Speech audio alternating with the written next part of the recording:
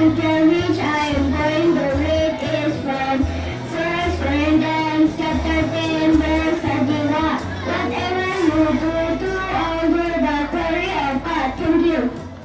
You, by yourself, that you are understanding, you are acknowledging that you are talent.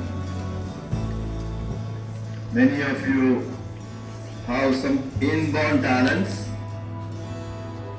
If you are not getting the opportunity, it cannot be exhibited. Apart from that one, see, you are standing here in the line. Some of you are doing some kind of business here. That should not be, you should not talk while you are being here in the line. You should not do any other business while you are being here in the line. You have to learn the discipline, what you have to follow in your life.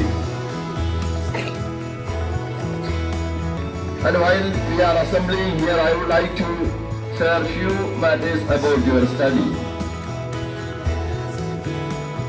You are all coming here in the school to learn many things. In the childhood level, that you are all very innocent.